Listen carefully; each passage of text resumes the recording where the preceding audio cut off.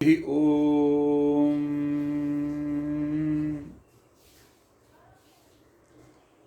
नारायणाय परिपूर्णगुणार्णवाय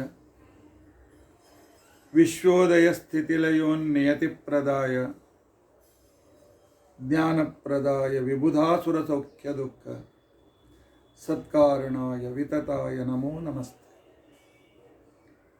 अभ्रमं भंगरहितं अजडं विमलं सदा आनन्दतीर्थमतुलं भजे तापत्रयापहं। भवति यदनुभावादेडमूकोऽपि वाग्मी जडमतिरपि जन्तुर्जायते प्राज्ञमौलिः। सकलवचनचेतो देवता भारती सा मम वचसि निधत्तां सन्निधिं मानते च। अस्मद्गुरुसमारम्भां टीकाकृत्पादमध्यगां श्रीमदाचार्यपर्यन्तां वन्दे गुरुपरम्परां। विद्यायां विबुधाचार्यं वेदज्ञानाब्धिचन्दिरं दुर्मतध्वान्तमार्ताण्डं सत्यध्यानमुनिं भजे। पञ्चाशद्वर्षपर्यन्तं सततं रामपूजकः श्री सत्यप्रमोदगुरुराट् भासतां नो हृदम्बरे। बन्धुस्त्वं गुरुरिष्टदैवतमिति त्वत्पादपङ्केरुहं प्राप्तं मां परिपालयेति सततं याचे निबद्धाञ्जलिः। चित्तं मत्कुणदोषचिन्तनविधौ नूनं मनां मा कृथाः। श्री सत्यात्मगुरो त्वदङ्घ्रियुगलं हित्वा न मे सद्गतिः। यैरहं शुकवत् सम्यक् शिक्षितोऽस्मि कृपालुभिः तान् वन्दे धेनुपाचार्यान् तत्त्वज्ञानार्थसिद्धये। श्री गुरुभ्यो नमः। हरिः ओम हरिः ओम हरिः।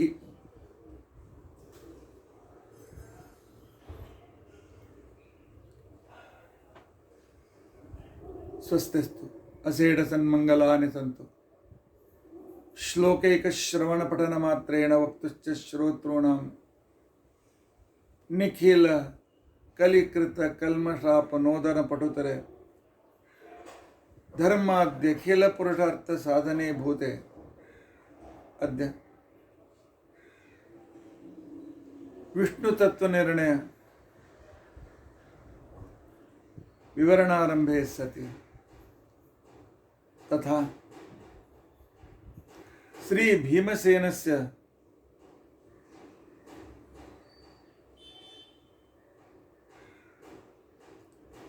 आध्यात्मिक स्वरूप चिंतनारंभे सति किंचित पूर्वकथानुवादः। हरिः ओम हरिः ओम हरिः ओम। हरे राम राम राम हरे हरे, हरे कृष्ण कृष्ण कृष्ण हरे हरे, हरे राम राम राम हरे हरे, हरे कृष्ण कृष्ण कृष्ण हरे हरे, हरे राम राम राम हरे हरे, हरे कृष्ण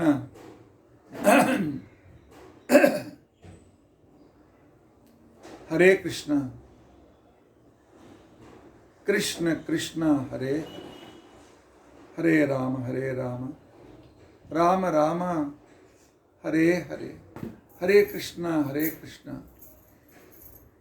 ಕೃಷ್ಣ ಕೃಷ್ಣ ಹರೇ ಹರೇ. ಹರೇ ರಾಮ. ಶ್ರೀ ಗುರುಭ್ಯೋ ನಮಃ. ಹರಿ ಓಂ ಹರಿ ಓಂ ಹರಿ ಓಂ.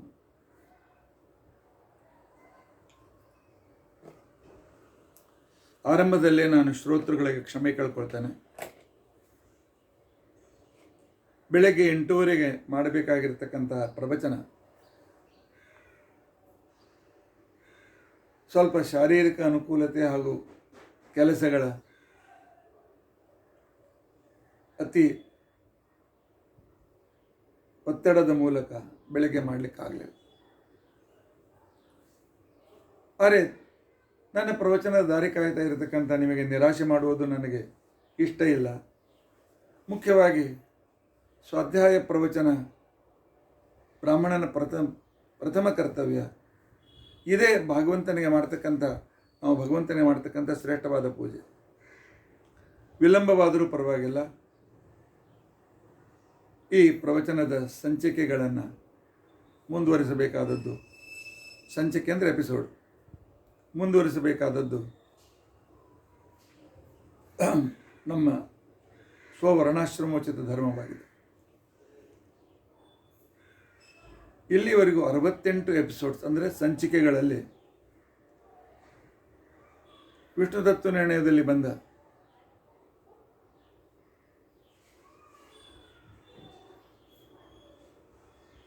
ಧರ್ಮವನ್ನು ಒಪ್ಪದೇ ಇರತಕ್ಕಂಥ ವ್ಯಕ್ತಿ ತತ್ವಜ್ಞಾನಿ ಆಗಲಾರ. ಅಲ್ಲಿಂದ ಪ್ರಾರಂಭ ಮಾಡಿಕೊಂಡು ಚಾರ್ವಾಕ, ಬೌದ್ಧ, ಜೈನ ಇತ್ಯಾದಿಗಳ ಜೊತೆಯಲ್ಲಿ ವಿಮರ್ಶೆ ಮಾಡುತ್ತಾ ಅವರು ಯಾರೂ ಸರಿಯಾದ ತತ್ವಜ್ಞಾನಕ್ಕೆ ಪ್ರಮಾಣಲಾಗಲಾರರು. ಯಾಕೆಂದರೆ ಅವರೆಲ್ಲೂ ಪೌರುಷೇಯ ದೋಷಗಳಿಂದ ಯುಕ್ತರಾಗಿರ್ತಕ್ಕಂಥವರು. ಆದ್ದರಿಂದಾಗಿ ಒಂದು ಸ್ವತಃ ಪ್ರಮಾಣವಾಗಿರ್ತಕ್ಕಂತಹ ಒಂದು ಜ್ಞಾನದ ಸೋರ್ಸ್ ನಮಗೆ ಬೇಕು ಅಂತ ಹೇಳಿ ಅಪೌರುಷೇಯವಾದ ವೇದದ ಒಂದು ಬಳುವಳಿ ನಮ್ಮ ಭಾರತೀಯ ಸಂಸ್ಕೃತಿಗೆ ಸಿಕ್ಕಿದೆ, ಸನಾತನ ಧರ್ಮಕ್ಕೆ ಸಿಕ್ಕಿದೆ. ನಾವು ಬಹಳ ಭಾಗ್ಯವಂತರು. ನಮಗೆ ಯಾರದೋ ಸೆಕೆಂಡ್ ಹ್ಯಾಂಡ್ ನಾಲೆಜ್ ಸಿಗ್ತಾ ಇಲ್ಲ. ಸಾಕ್ಷಾತ್ ಆಗಿರ್ತಕ್ಕಂಥ ಸ್ವತಃ ಪ್ರಮಾಣವಾದ ವೇದಗಳು ನಮಗೆ ಸಿಕ್ಕಿವೆ.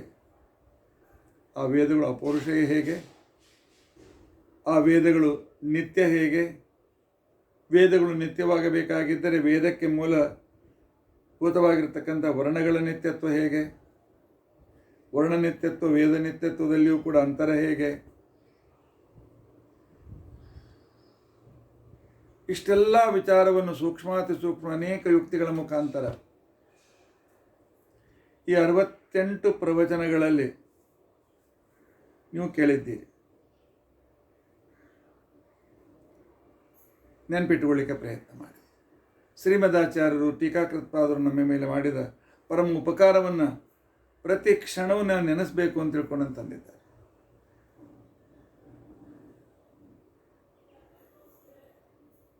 ಆ ಕ್ರಮದಲ್ಲಿ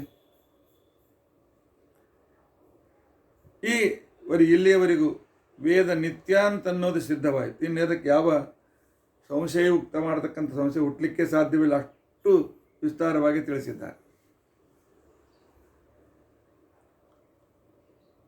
ಈಗ ಮತ್ತೆ ವೇದದ ಮೇಲೆ ಮೀಮಾಂಸಕರು ಪ್ರಶ್ನೆ ಮಾಡ್ತಾರೆ. ಮೀಮಾಂಸಕರು ಅಂತ ತಿಳ್ಕೊಂಡಂತಂದರೆ ಭಾರತದಲ್ಲಿರ್ತಕ್ಕಂಥ 6 ದರ್ಶನಗಳಲ್ಲಿ ಇವರು 5ನೇಯವರು.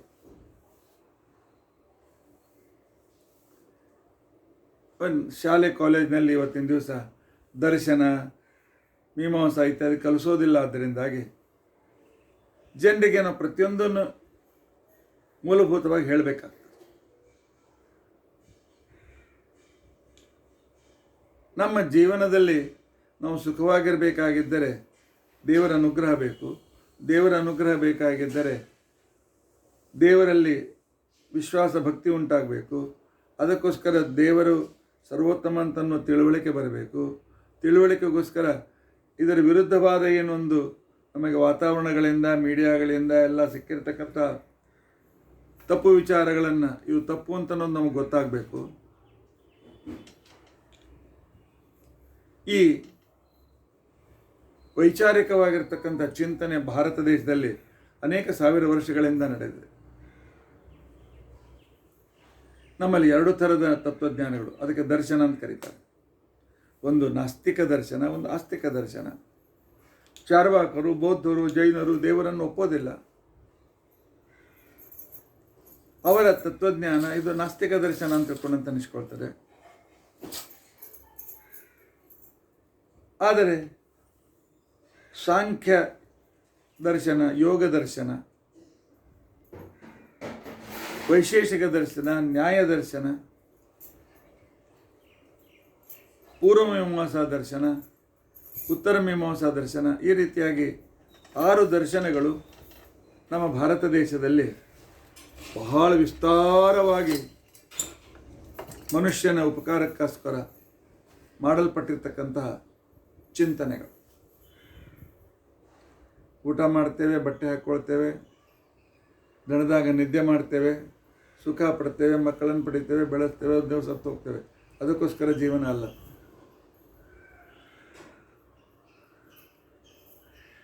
ತತ್ವಜ್ಞಾನದ ಆಳವನ್ನು ತಿಳಿದುಕೊಂಡಾಗ ನಮ್ಮ ಬುದ್ಧಿ ಆಯ್ತಪ್ಪ ವಿಷ್ಣು ಸರ್ವೋತ್ತಮ ಅಂತ ತಿಳ್ಕೊಳ್ತೇವೆ, ಭಕ್ತಿ ಮಾಡ್ತೇವೆ ಅಂತಂದ್ರೆ ಅಲ್ಲ. ನಮಗೆ 60 ವರ್ಷದ ನಂತರ ಅರುಣಮರಳು ಬರ್ತದೆ.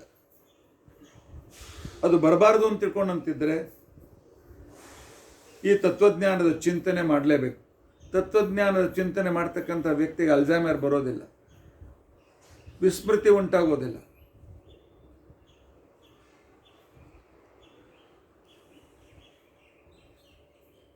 ದೇವರನ್ನು ಒಪ್ತಕ್ಕಂಥವರಲ್ಲಿ ಕೂಡ ಸಾಂಖ್ಯರು, ಅವರಲ್ಲಿ ಕೆಲವರು ಒಪ್ತಾರೆ, ಕೆಲವರು ಒಪ್ಪೋದಿಲ್ಲ. ಅವರು ಹೇಳ್ತಕ್ಕಂಥದ್ದು ಇಷ್ಟೇ, ದೇವರು ಬೇಕಾಗಿಲ್ಲ,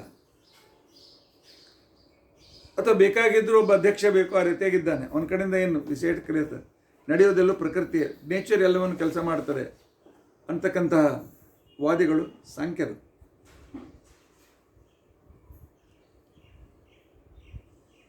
ಆನಂತರ ಅವರಲ್ಲಿ ಈಶ್ವರನ್ನು ಒಪ್ತಕ್ಕಂಥ ಸಾಂಖ್ಯರಿದ್ದಾರೆ. ಅವ್ರು ಹೇಳ್ತಾರೆ ಪ್ರಕೃತಿ ಹೆಣ್ಣು ಗರ್ಭಧರಿಸಬೇಕಾಗಿದ್ದರೆ ಒಬ್ಬ ಪುರುಷ ಬೇಕು,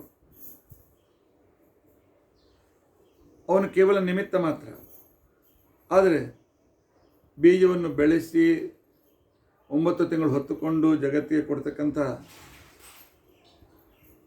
ತಾಯಿಯ ಸ್ಥಾನ ಮುಖ್ಯವಾಗಿರ್ತಕ್ಕಂಥದ್ದು ಪುರುಷ ಹೆಸರಿಗೆ ಮಾತ್ರ ಅಂತನ್ನೋ ಒಂದು ವಾದ ಇರ್ತಕ್ಕಂಥವರು ಅವರು. ಆದ್ದರಿಂದಾಗಿ ಆ ವಾದದಲ್ಲಿ ಈಶ್ವರ ಬೇಕಾಗಿಲ್ಲ ಅಂತಕ್ಕಂಥ ಎಲ್ಲ ಪ್ರಕೃತಿ ಮಾಡ್ತಾರೆ. ಪ್ರಕೃತಿಗೆ ಸಂಬಂಧಿಸಿದ ಒಂದು 24-28 ತತ್ವಗಳನ್ನು ತಿಳಿದುಕೊಂಡ್ರೆ ಸಾಕು, ತತ್ವಜ್ಞಾನ ಬಂದು ಹೋಗ್ತದೆ,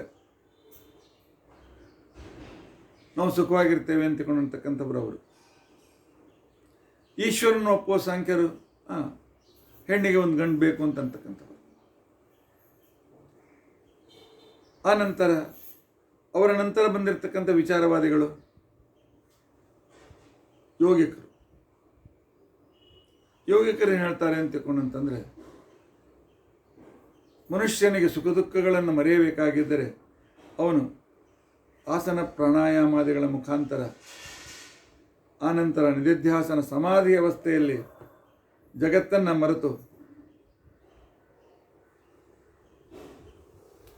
ಆ ಒಂದು ಧ್ಯಾನಾವಸ್ಥೆಯಲ್ಲಿರುವಾಗ ಅವನಿಗೆ ಕೇವಲ ಸುಖ ಆಗ್ತದೆ, ಇದೇ ಮೋಕ್ಷ ಸಾಕು, ಬೇರೆ ಮತ್ತೇನು ಬೇಕು. ಆದರೆ ಅವರಲ್ಲೂ ಕೂಡ ಈಶ್ವರ ಬೇಕು ಅನ್ನೋದು, ಯಾಕಂದರೆ ಧ್ಯಾನ ಮಾಡಲಿಕ್ಕೆ ಒಂದು ಅಧಿಷ್ಠಾನ ಬೇಕು, ಅಷ್ಟಕ್ಕೆ ಸಾಕು ಈಶ್ವರ ಮತ್ತೇನು ಮಾಡೋದಿಲ್ಲ. ಏಕಾಗ್ರತೆಗೆ ಈಶ್ವರ ನಮಗೆ ಉಪಯೋಗ ಬೀಳ್ತಾನೆ ಅಂತಕ್ಕಂಥ ಯೋಗಶಾಸ್ತ್ರ. ಆದರೆ ಇವರಿಗೆ ಗೊತ್ತಿಲ್ಲ, ಪ್ರಕೃತಿಯಲ್ಲಿ ಬೀಜ ಬೆಳೆಯಬೇಕಾಗಿದ್ದರೆ, ಭೂಮಿ ಬೀರಬೇಕಾಗಿದ್ದರೂ ಅದನ್ನು ಸೃಷ್ಟಿ ಮಾಡೋನೊಬ್ಬನ ಬೇಕು. ಅದನ್ನು ಇವರು ಮರೆತು ಬಿಡ್ತಾರೆ. ಇರಲಿ. ಆ ನಂತರ ಬಂದಿರತಕ್ಕಂಥವರು ನೈಯಾಯಿಕರು. ಹೌದು, ಜಗತ್ತು ಇದೆ, ಜಗತ್ತೊಂದು ಕಾರ್ಯ ಇರಬೇಕಾಗಿದ್ದರೆ ಒಬ್ಬ ಕರ್ತ ಬೇಕಾಗ್ತದೆ. ಆದರೆ ಆ ಕರ್ತ ದೇವರನ್ನು ತಪ್ಪೋಣ. ಆದರೆ ಅವನಲ್ಲಿ ಗುಣ ಇದ್ದಾಗ ಅವನಲ್ಲಿ ಇಷ್ಟೇ ಗುಣಗಳಿವೆ ಅಂತಕೊಂಡು ಎಣಿಸ್ತಾರೆ ಅವರು. ಅನಂತ ಗುಣ ಅಂತ ಒಪ್ಪೋದಿಲ್ಲ. ಅದರ ಜೊತೆಯಲ್ಲಿ ಗುಣ ಇದ್ದಲ್ಲಿ ದೋಷನೂ ಇರಬೇಕಲ್ಲ. ಗುಣ ದೋಷ ಒಂದಕ್ಕೊಂದು ಕತ್ತಲೆ ಬೆಳಕು ಒಂದನ್ನು ಬಿಟ್ಟು ಇರಲಿಕ್ಕೆ ಆಗೋದಿಲ್ಲ ಅನ್ನೋ ಕಾನ್ಸೆಪ್ಟ್ ಇಟ್ಟುಕೊಂಡು ಅವರು ಆ ರೀತಿಯಾಗಿರ್ತಕ್ಕಂಥ ಕ್ರಮದಲ್ಲಿ ಚಿಂತನೆ ಮಾಡ್ತಾರೆ. ಆಗಮ ಗೀಮಗ ಬೇಕಾಗಿಲ್ಲ, ವೇದ ಹಾಕಬೇಕು, ಪ್ರತ್ಯಕ್ಷ ಮತ್ತು ಯುಕ್ತಿ, ನಮಗೆ ಬೇಕಾದ ತತ್ವಜ್ಞಾನ ನಾವು ಪಡಿತೇವೆ ಅಂತಕೊಂಡಂತಕ್ಕಂಥವ್ರು ನೈಯಾಯಿಕರು. ವೈಶೇಷಿಕರು ನಿಮಿತ್ತ ಮಾತ್ರ ಸಾಕು, ನಿಮಿತ್ತಕ್ಕೋಸ್ಕರ ಭಗವಂತನ ಒಪ್ಪೋಣ, ನಿಮಿತ್ತ ಕಾರಣತ್ವದ ಭಗವಂತನ ಒಪ್ಪೋಣ. ಆದರೆ ವೈಚಾರಿಕವಾದಂಥ ರೀತಿಯಿಂದ ನಾವು ಯುಕ್ತಿಯಿಂದ ಚಿಂತನೆ ಮಾಡಿ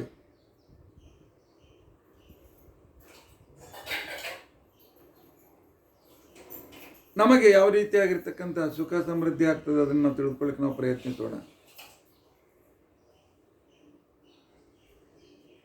ಅಂತಕ್ಕಂಥವರು ನೈಯಾಯಿಕ. ಇವರು ದೇವರನ್ನು ಒಪ್ತಾರೆ, ವೇದವನ್ನು ಒಪ್ತಾರೆ.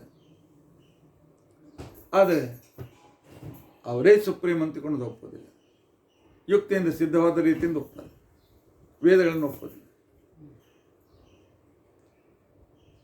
ಆನಂತರ ಬಂದಿರತಕ್ಕಂಥ 5ನೆಯ ವಿಚಾರವಂತರು ಮೀಮಾಂಸಕರು.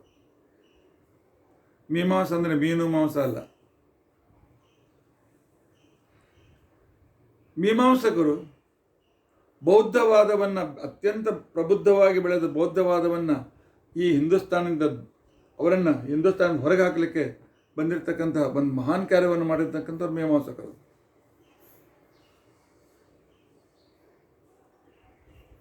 ಯಜ್ಞ ಯಾಗಾದಿಗಳು ಬೇಕು,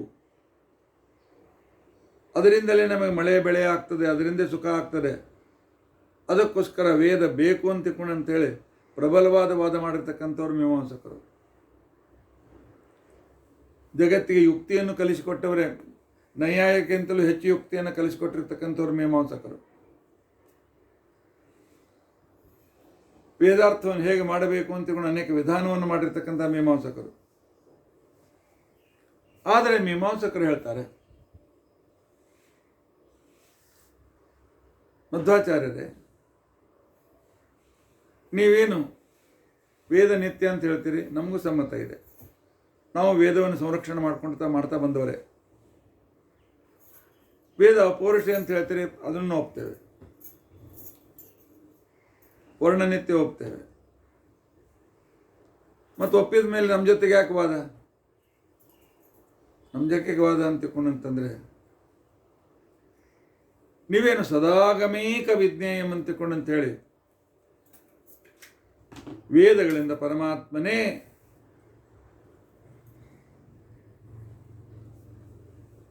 ಹೇಳಲ್ಪಡ್ತಾನೆ. ವೇದದ ಮುಖ್ಯ ಉದ್ದೇಶ ಭಗವಂತ ಶ್ರೀಹರಿ ಪರಮಾತ್ಮ ಅಂತ ನಿಮ್ಮ ಏನು ವಾದ ಇದೆ, ಇದು ನಮಗೆ ಸಮ್ಮತ ಇಲ್ಲ. ವೇದ ಕೇವಲ ದೇವರನ್ನು ಹೇಳೋದಿಲ್ಲ,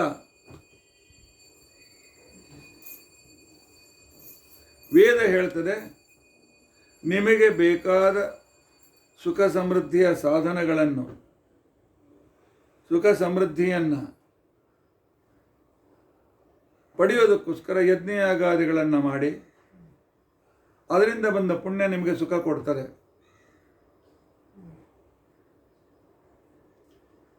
ಅದಕ್ಕೋಸ್ಕರ ವೇದದಿಂದ ಮುಖ್ಯವಾಗಿ ಪ್ರತಿಪಾದ್ಯನಾದಂಥವನು ದೇವರಲ್ಲ. ವೇದದಿಂದ ಮುಖ್ಯವಾಗಿರ್ತಕ್ಕಂತಹ ವಿಧಾನ ಏನು ಅಂತಕೊಂಡಂತಂದರೆ ಯಜ್ಞ ಮಾಡು, ಇಂಥ ಹೋಮ ಮಾಡು, ಇಂಥ ಪೂಜೆ ಮಾಡು, ಇಂಥ ಕ್ರಿಯೆಗಳನ್ನು ಮಾಡು ಅನ್ನೋದಕ್ಕೋಸ್ಕರ ವೇದ ಬಂದಿದೆ ಹೊರತು ಕೆಲಸ ಮಾಡು, ಕ್ರಿಯೆ ಮಾಡು ಅಂತ ಅನ್ನೋದು ಹೇಳೋದಕ್ಕೋಸ್ಕರ ಬಂದಿದೆ ಹೊರತು ದೇವರನ್ನು ಪ್ರತಿಪಾದನೆ ಮಾಡಲಿಕ್ಕೆ ಹೊರಟಿಲ್ಲ. ಯಜ್ಞ ಮಾಡಬೇಕು ಅಂದರೆ ಯಾರನ್ನು ಕುರಿತು ಯಜ್ಞ ಮಾಡಬೇಕು? ಅವಾಗ ದೇವರು ಬೇಕು. ಯಜ್ಞಾಂಗವಾಗಿ ದೇವರು, ಕ್ರಿಯೆ ಮುಖ್ಯ.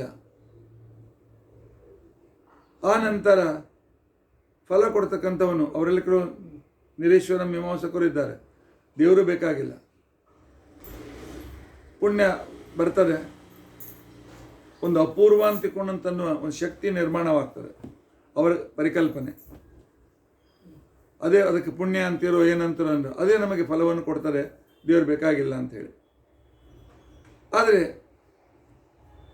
ಹೆಚ್ಚಿನ ಮೀಮಾಂಸಕರು ಇಲ್ಲ, ದೇವರಿದ್ದಾನೆ, ದೇವತೆಗಳಿದ್ದಾರೆ, ಅವರನ್ನು ಫಲ ಕೊಡ್ತಾರೆ, ಆದರೆ ನಾವು ಯಜ್ಞ ಮಾಡಿದಾಗ ಫಲ ಕೊಡ್ತಾರೆ.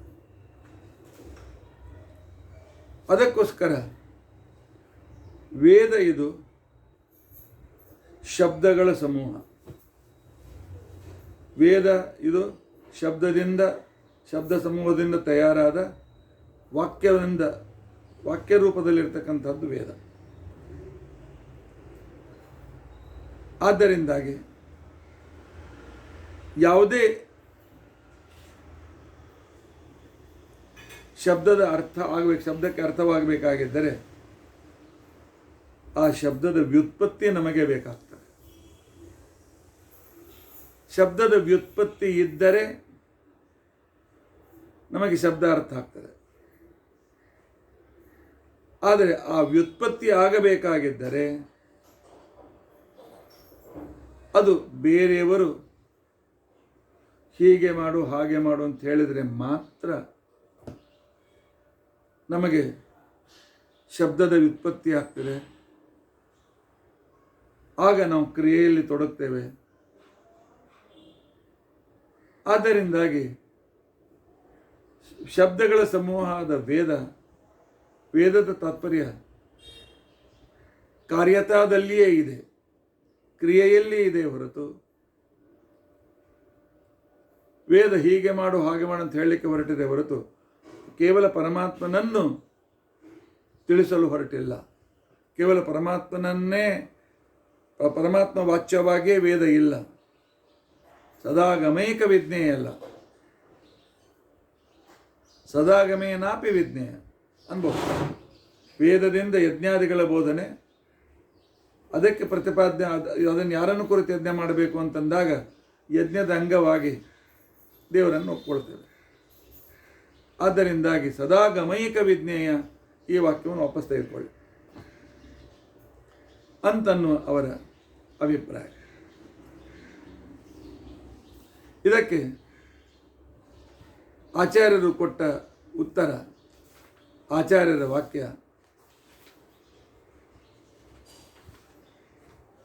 ನ ಚ ಕೇವಲ ಸಿದ್ಧೇ ಅರ್ಥೇ ವ್ಯುತ್ಪತ್ತ್ಯಭಾವಾತ್ ಪ್ರಾಮಾಣ್ಯಂ ಸಿದ್ಧಾನ್ವಿತ ಏವ ವ್ಯುತ್ಪತ್ತಿ ಗೃಹೀತೆ. ಇದು ಶ್ರೀಮದಾಚಾರ್ಯರ ಒಂದು ವಾಕ್ಯ.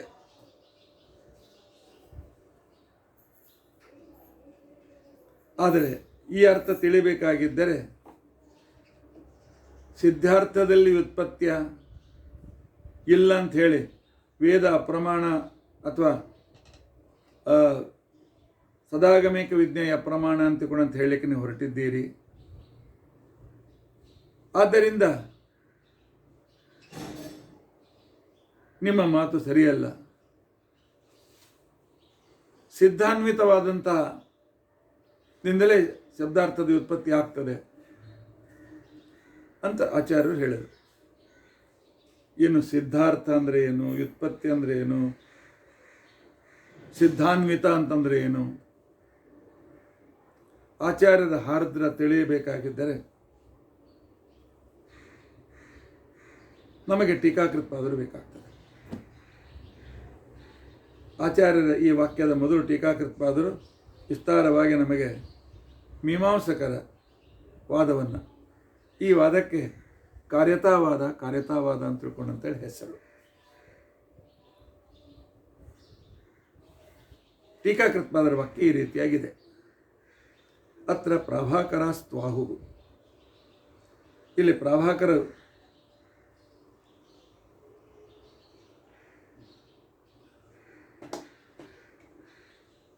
ಭಟ್ಟ, ಮೀಮಾಂಸಕರಲ್ಲಿ ಇಬ್ಬರು ವಾದಿಗಳು, ಕುಮಾರಲ ಭಟ್ಟ ಮತ್ತು ಪ್ರಭಾಕರ ಭಟ್ಟ. ಇಬ್ಬರು ಮೀಮಾಂಸಕರೇ, ಆದರೆ ಇವರಲ್ಲಿ ಕೆಲವು ಮತಭೇದಗಳಿವೆ. ಈಗ ಪ್ರಭಾಕರ ಭಟ್ಟರ ಅಭಿಪ್ರಾಯವನ್ನು ತಿಳಿಸ್ತಾ ಇದ್ದಾರೆ. ಅದಕ್ಕೆ ಪ್ರಭಾಕರರು ಅಂತ ಕರೀತಾರೆ. ಭಟ್ಟಾಹ ಅಂತಿಕೊಂಡಂತಂದರೆ ಕುಮಾರಲ ಭಟ್ಟರು ಅಂತ ತಿಳ್ಕೊಳ್ಬೇಕು. ತತ್ವಜ್ಞಾನದಲ್ಲಿ ಕ್ಷೇತ್ರದಲ್ಲಿ ಇದು ಈ ರೀತಿಯಾಗಿರ್ತಕ್ಕಂಥ ಸಂಜ್ಞೆ ಇರ್ತದೆ. ಸ್ಯಾದೇವ ಉಕ್ತಂ ವೇದ ಪ್ರಾಮಾಣ್ಯಾಧಿಕಂ ಸಮಸ್ತಂ.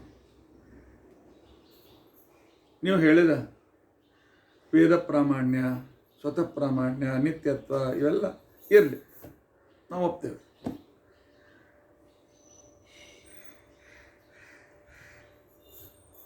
ಹಾಗಾದರೆ ಮತ್ತೇಕೆ ನಮ್ಮ ಜೊತೆ ವಾದಕ್ಕೆ ಬಂದಿದ್ದೀರಿ ಅಂತ ಕೇಳಿದಾಗ ಮೀಮಾಂಸಕರು ಹೇಳ್ತಾರೆ, ಯದುಕ್ತಂ ಸದಾಗಮೇಕ ವಿಜ್ಞೇಯಂ. ವೇದಗಳಿಂದ ಪರಮಾತ್ಮನೇ ಹೇಳಲ್ಪಡ್ತಾನೆ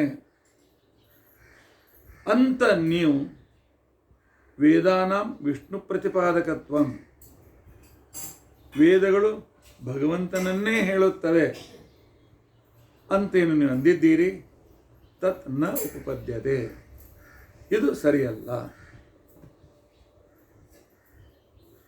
ಯಾಕೆಂದರೆ ವಾಚ್ಯವಾಚಕ ಭಾವ ಸಂಬದ್ಧ ಜ್ಞಾನ ಲಕ್ಷಣ ವ್ಯುತ್ಪತ್ತ್ಯಪೇಕ್ಷೋ ಹಿ ಶಬ್ದ ಅರ್ಥಂ ಬೋಧಯತಿ ನ ಅನ್ಯಥ.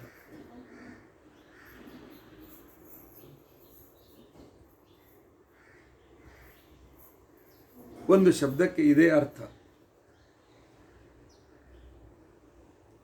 ವಾಚ್ಯ ಅಂದರೆ ಶಬ್ದ, ವಾಚಕ ಅಂತಿಕೊಂಡ ಅರ್ಥ.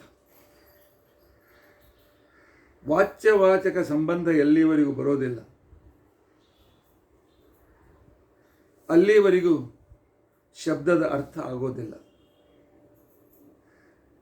ಶಬ್ದ ಮತ್ತು ಶಬ್ದದ ಅರ್ಥ, ಅದರ ಸಂಬಂಧ, ಇದಕ್ಕೆ ವ್ಯುತ್ಪತ್ತಿ ಅಂತ ತಿಳ್ಕೊಂಡಂತೇಳಿ ಕರೀತಾರೆ. ಈ ವ್ಯುತ್ಪತ್ತಿ ಇಲ್ಲದೆ ಶಬ್ದ ಯಾವುದೇ ಸರಿಯಾದ ಅರ್ಥವನ್ನು ಬೋಧಿಸುವುದಿಲ್ಲ.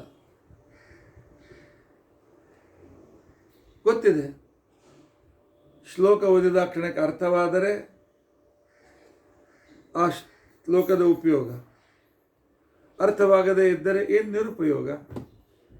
ವೇದದ ಅರ್ಥ ಆದರೆ ವೇದ ಉಪಯುಕ್ತವಾಗ್ತದೆ, ವೇದ ಅರ್ಥವಾಗದೇ ಇದ್ದರೆ ಏನು ಉಪಯೋಗ ಇಲ್ಲ. ನಾನು ನಿಮ್ಮನ್ನು ಕೂಡಿಸಿಕೊಂಡು ಶ್ರೀಮನ್ ನ್ಯಾಯಸುಧೆ ಒಂದು ಪ್ಯಾರಾಗ್ರಾಫ್ ಓದ್ತೇನೆ. ನೀವು ಕೇಳ್ತೀರಿ,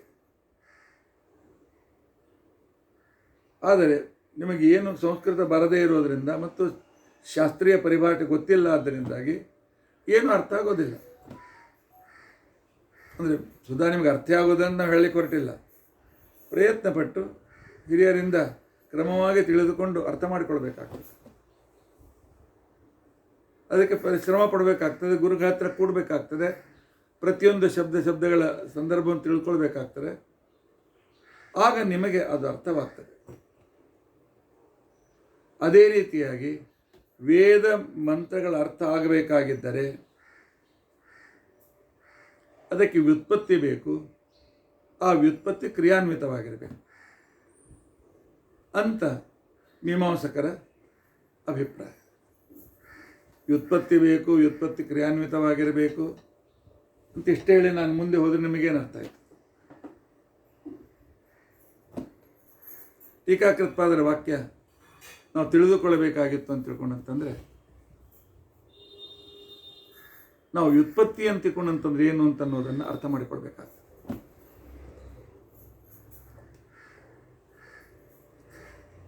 ಇದಕ್ಕೆ ಅನನ್ವಿತಾಭಿಧಾನ ಮತ್ತು ಅನ್ವಿತಾಭಿಧಾನ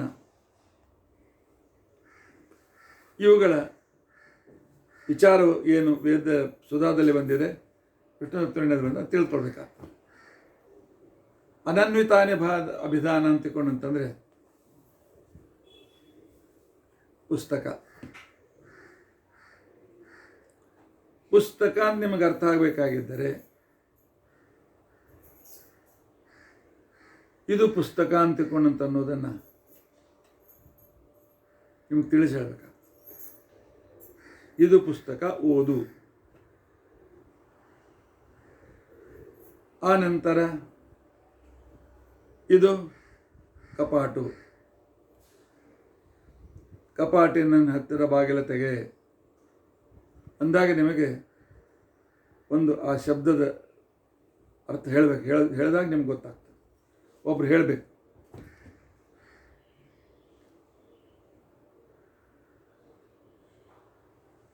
ಬರೀ ಇಷ್ಟೇ ಹೇಳಿದ್ರೆ ನಡೆಯೋದಿಲ್ಲ. ಆ ಶಬ್ದಗಳ ಸಂಬಂಧ ಅರ್ಥ ಆದಾಗ ವಾಕ್ಯ ಅರ್ಥ ಆಗ್ತದೆ. ಉದಾಹರಣೆಗೆ ನಿಮಗೆ ನಾನು ಹೇಳಿದೆ, ಕುದುರೆ, ಕೆನೆತ,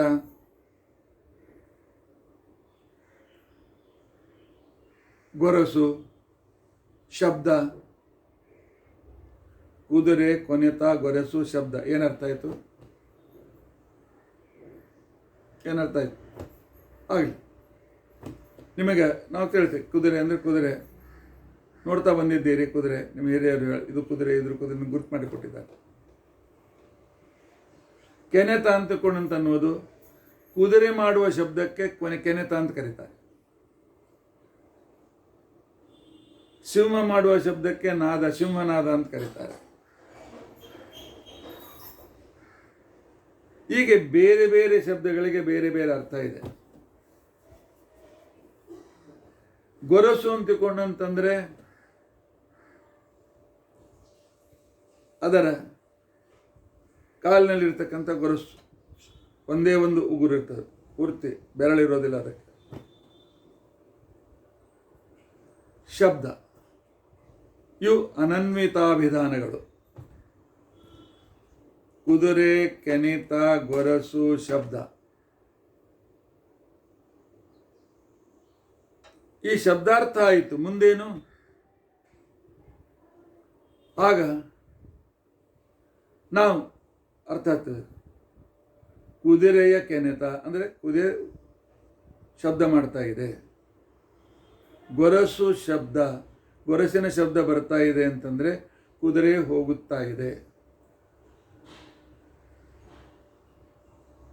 ಕುದುರೆ ಕೆನೆತ ಮಾಡುತ್ತಾ ಹೋಗುತ್ತಾ ಇದೆ ಅಂತನ್ನುವ ಒಂದಕ್ಕೊಂದು ಸಂಬಂಧ ನಮಗೆ ಹತ್ತಬೇಕು. ಸಂಬಂಧ ಹತ್ತಿದಾಗ ವಾಕ್ಯದ ಅರ್ಥವಾಗ್ತದೆ, ಇಲ್ಲದಿದ್ರೆ ಆಗೋದಿಲ್ಲ.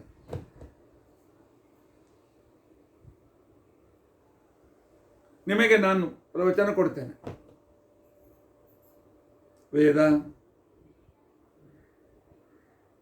ಅಪೌರುಷೇಯ, ವರ್ಣ, ನಿತ್ಯ, ಟೀಕಾಕೃತ್ಪಾದರು, ಮಧ್ವಾಚಾರ್ಯರು, ಮೀಮಾಂಸಕರು, ಇಷ್ಟೇಳಿ ನನ್ನ ಪ್ರವಚನ ಮುಗಿಸ್ತೇನೆ. ಏನು ಅರ್ಥ ಆಯಿತು? ಪ್ರತ್ಯೇಕವಾಗಿರ್ತಕ್ಕಂಥ ಶಬ್ದಗಳಿರುವಾಗ, ಅನನ್ವಿತವಾಗಿ ಇರುವಾಗ ಆ ಶಬ್ದಗಳು ಒಂದು ಅರ್ಥವನ್ನು ಕೊಡುವುದಿಲ್ಲ. ನಮಗೆ ಯಾವುದೇ ರೀತಿಯಾದಂಥ ಪ್ರೇರಣೆಗೆ ಕಾರಣೀಭೂತವಾಗುವುದಿಲ್ಲ. ಅದರ ಬದಲಾಗಿ ಶ್ರೀಮದಾಚಾರ್ಯರು ವೇದದ ಪ್ರಾಮಾಣ್ಯವನ್ನು ತಿಳಿಸಿ ಹೇಳಿದ್ದಾರೆ. ಟೀಕಾಕೃತ್ಪಾದರು ಅದರ ವಿವರಣೆಯನ್ನು ಮಾಡಿದ್ದಾರೆ. ಅದನ್ನು ನಾನು ಹೇಳ್ತೇನೆ, ನೀವು ತಿಳಿದುಕೊಳ್ಳಿ. ನೀವು ತಿಳಿದುಕೊಳ್ಳಿ ಅಂತ ಹೇಳಿದಾಗ ನಿಮಗೆ ಅರ್ಥವಾಗ್ತದೆ.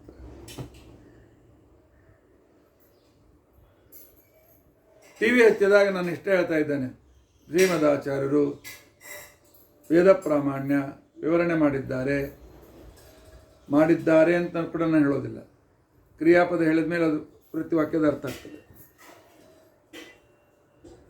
ಹೀಗೆ ನಮಗೆ ಒಂದು ಅರ್ಥದ ಶಬ್ದಗಳ ಸಮೂಹದ ವಾಕ್ಯ ರೂಪದಲ್ಲಿ ಅರ್ಥ ಆಗಬೇಕಾಗಿದ್ದರೆ ಅದಕ್ಕೆ ಒಂದು ಕುದುರೆ ಓಡುತ್ತದೆ, ಕೆನೆತ ಮಾಡುತ್ತಾ ಕುದುರೆ ಓಡುತ್ತದೆ ಅಂತನೂ ಕ್ರಿಯಾಪದ ಬೇಕಾಗ್ತದೆ. ಕ್ರಿಯಾಪದ ಇಲ್ಲದೆ ಇದ್ದರೆ ವಾಕ್ಯದ ಅರ್ಥ ಆಗೋದಿಲ್ಲ.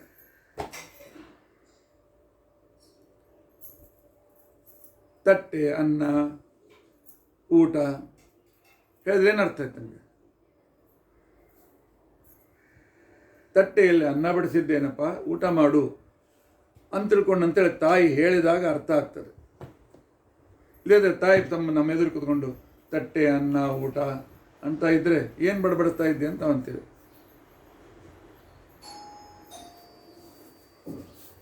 ಆದ್ದರಿಂದಾಗಿ ಒಂದು ಶಬ್ದದ ಅರ್ಥ ಆಗಬೇಕಾಗಿದ್ದರೆ ಆ ಶಬ್ದಕ್ಕೂ ಅರ್ಥಕ್ಕೂ ಇರತಕ್ಕಂತಹ ಸಂಬಂಧ ನಮಗೆ ಗೊತ್ತಾಗಬೇಕಾಗ್ತದೆ. ಶಬ್ದಾರ್ಥದ ಸಂಬಂಧ ಅಂತ ತಿಳ್ಕೊಂಡು ವಾಚ್ಯ ವಾಚಕ ಸಂಬಂಧ ಜ್ಞಾನ ಅಂತ ತಿಳ್ಕೊಂಡಂತೇನಿದೆ, ಇದಕ್ಕೆ ವ್ಯುತ್ಪತ್ತಿ ಅಂತ ಕರೀತಾರೆ. ಇವನಿಗೆ ಶಾಸ್ತ್ರದ ವ್ಯುತ್ಪತ್ತಿ ಇದೆ ಅಂತಂದ್ರೆ ಏನರ್ಥ? ಇವನಿಗೆ ಶಾಸ್ತ್ರೀಯ ಶಬ್ದಗಳ ಅದರ ಅರ್ಥದ ಸಂಬಂಧ ಜ್ಞಾನ ಇದೆ ಅಂತ ಅರ್ಥ. ಬರೀ ಮಾತನಾಡಲಿಕ್ಕೆ ಬರ್ತಾನೆ, ಸಂಸ್ಕೃತ ಮಾತನಾಡಲಿಕ್ಕೆ ಬರ್ತದೆ ಅಂದಾಕ್ಷಣಕ್ಕೇನೆ ಟೀಕಾಕೃತ್ಪಾದರ ವಾಕ್ಯಗಳು ಅರ್ಥ ಆಗೋದಿಲ್ಲ, ಶ್ರೀಮದಾಚಾರ್ಯ ಅರ್ಥ ಅಂತ ಇನ್ನೂ ಆಗೋದಿಲ್ಲ. ಅಲ್ಲಿ ಹೇಳಿದ ಶಬ್ದಗಳ ಏನು ಅಭಿಪ್ರಾಯದ ಪರಿಭಾಷೆ ಗೊತ್ತಿರಬೇಕಾಗ್ತದೆ. ಅದಕ್ಕೆ ವ್ಯುತ್ಪತ್ತಿ ಅಂತ ಕರೀತಾರೆ. ಬರೀ ಆನೆ ಅಂತ ತಿಳ್ಕೊಂಡು ಅಂತ ಹೇಳಿದರೆ ನಮಗೆ ಅರ್ಥ ಆಗೋದಿಲ್ಲ. ಇದು ಆನೆ ಅಂತ ನಿಮಗೆ ತೋರಿಸ್ಬೇಕಾಗ್ತದೆ. ಆನೆಯನ್ನು ತೋರಿಸಿ ಇದು ಆನೆ ಅಂತ ತಿಳ್ಕೊಂಡು ಅಂತ ಹೇಳಬೇಕಾಗ್ತದೆ. ಆದರೆ ಬರೀ ಆನೆಯನ್ನು ತೋರಿಸಿ ಅಂತ ಹೇಳಿದ್ರೆ ನಡೆಯೋದಿಲ್ಲ. ಆನೆ ಶಬ್ದ ಮಾಡ್ತಾ ಇದೆಯಲ್ಲ, ಇದಕ್ಕೆ ಆನೆಯ ಕೆನೆತ, ಆನೆಯ ಶಬ್ದ ಅಂತ ಕರೀತಾರೆ, ಇದು ಕುದುರೆ ಕೆನೆತ ಅಂತ ಕರೀತಾರೆ ಅಂತ ಹೇಳಿ ಶಬ್ದಾರ್ಥದ ಸಂಬಂಧ ವ್ಯುತ್ಪತ್ತಿಯನ್ನು ಮೊದಲು ಕೊಡಬೇಕಾಗ್ತದೆ. ಇದಕ್ಕೆ ವಾಚವಾಚಕ ಸಂಬಂಧ ಅಂತ ತಿಳ್ಕೊಂಡು ಅಂತ ಹೇಳಂತಾಯ್ತು. ಆಯ್ತು, ಈಗ ನಮಗೆ ಯಾವ ಶಬ್ದಕ್ಕೆ ಏನರ್ಥ ಅಂತ ಗೊತ್ತಾಯ್ತು. ಹಸು ಅರ್ಥ ಆಯ್ತು ನಮಗೆ. ಗಾಯ್ ಇಲ್ಲ, ಅವರು ಹಿಂದಿ ಇತ್ತು ಅಂತ ಹೇಳಬೇಕಾಗ್ತದೆ. ಗಾಯ್ ಹಸು ಅಂತ ತೋರಿಸಿರ್ಬೇಕು, ಇದು ಗಾಯ್. ಅವಾಗ ಗಾಯ್ ಅಂತ ನಮಗೆ ಅರ್ಥ ಆಯ್ತು. ನಾನು ಗೌಹು ಅಂತ ತಿಳ್ಕೊಂಡು ಅಂತ ಹೇಳ್ತೇನೆ.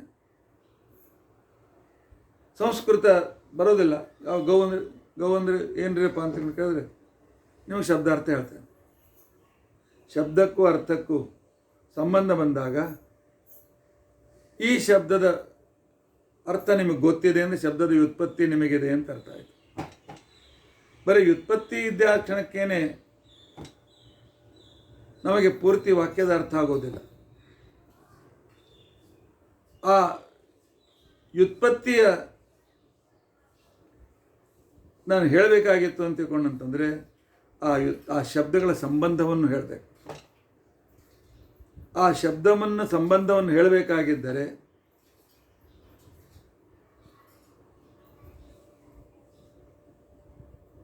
ಅದಕ್ಕೆ ಕ್ರಿಯಾಪದ ಬೇಕು. ಅದಕ್ಕೆ ನಾವು ಹೇಳೋದು ಅನ್ವಿತಾಭಿಧಾನವಾದ ಬೇಕು ಅಂತ ತಿಳ್ಕೊಂಡು. ಇಲ್ಲಿ ಆನೆ ಇದೆ, ಇಲ್ಲಿ ಕುದುರೆ ಇದೆ, ಆನೆಯು ಗೀಳಿಡುತ್ತಾ ಇದೆ. ಆನೆ ಶಬ್ದಕ್ಕೆ ಗೀಳಿಡುವಿಕೆ ಅಂತ ಕರೀತಾರೆ, ಕುದುರೆ ಶಬ್ದಕ್ಕೆ ಕೆನೆತ ಅಂತ ಹೇಳಿ ಕರೀತಾರೆ. ಈ ಭಾಷೆಯ ಅರ್ಥ ನಮಗೆ ಗೊತ್ತಿರಬೇಕಾಗ್ತದೆ. ಆದ್ದರಿಂದಾಗಿ ಭಾಷೆಯ ಅರ್ಥ ಹೇಳಬೇಕಾಗಿದ್ದರೆ ಈ ಶಬ್ದಕ್ಕೆ ಈ ಅರ್ಥ ಇದೆ, ಇದನ್ನು ತಿಳಿದುಕೋ ಅಂತ ತಿಳ್ಕೊಂಡಂತಕ್ಕಂಥ ಒಬ್ರು ಹೇಳಬೇಕಾಗ್ತದೆ.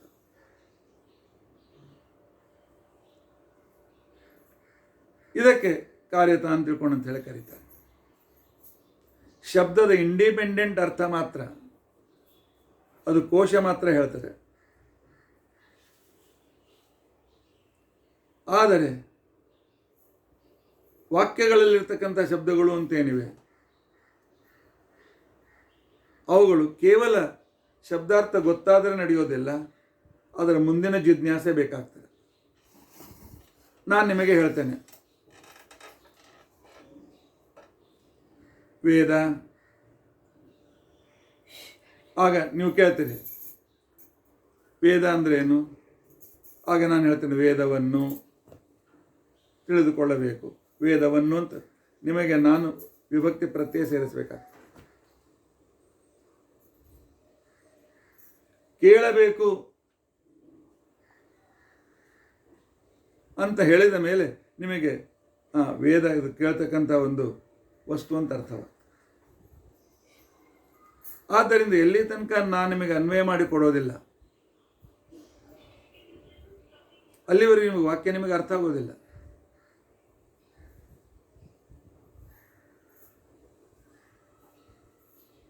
ಆದ್ದರಿಂದಾಗಿ ಶಬ್ದಕ್ಕೆ ಒಂದು ಕ್ರಿಯಾಪದ ಬೇಕು. ಕ್ರಿಯಾಪದ ಜೊತೆಯಲ್ಲಿ ಇನ್ನೊಂದು ವಿಶೇಷತೆಯು ಕೂಡ ಬೇಕಾಗ್ತದೆ. ಏನು ಬೇಕಾಗ್ತದೆ ಅಂತ ತಿಳ್ಕೊಂಡಂತಂದರೆ ಅದು ಕಾರ್ಯಾನ್ವಿತವಾಗಿರಬೇಕು ಅಂತ ತಿಳ್ಕೊಂಡಂತೇಳಿ ಕರೀತಾರೆ. ಕಾರ್ಯಾನ್ವಿತವಾಗಿರಬೇಕು ಅಂತ ಏನರ್ಥ?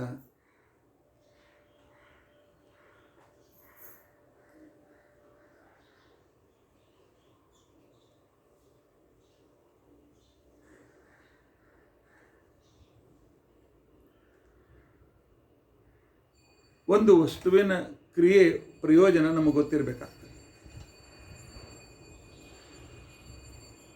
ಉದಾಹರಣೆಗೆ ಸಣ್ಣ ಕೂಸು, ತಾಯಿ ತನ್ನ ಎದೆ ಹಾಲು ಕುಡಿಸ್ತಾಳೆ.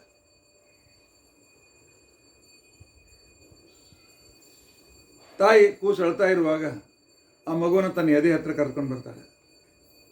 ಆಗ ಕೂಸು ಬಾಯಿ ತೆಗಿತದೆ.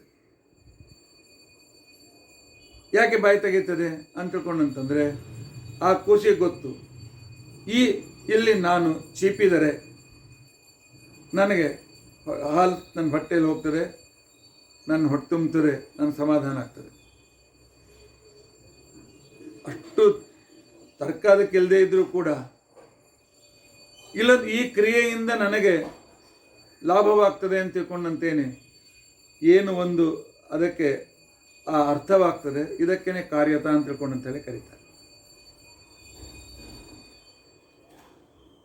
ಇದರಿಂದ ನನಗೆ ಒಳ್ಳೆಯದಾಗ್ತದೆ ಅಂತನ್ನುವ ಈ ಒಂದು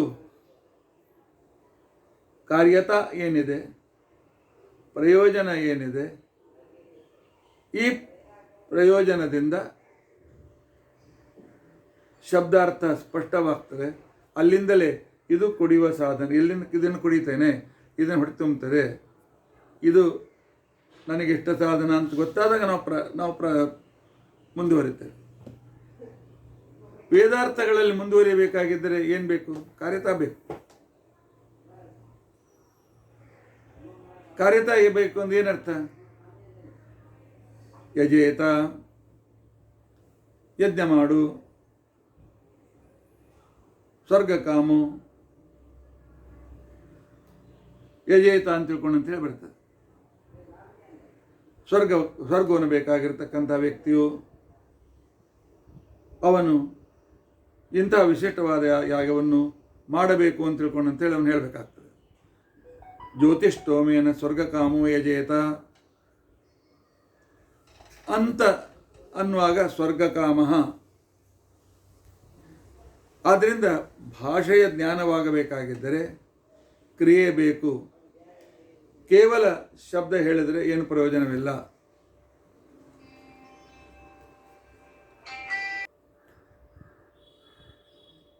ನಾಲ್ಕು ಶಬ್ದಗಳನ್ನು ಹೇಳ್ತೇನೆ. ನಾರಾಯಣ, ವಾಸುದೇವ,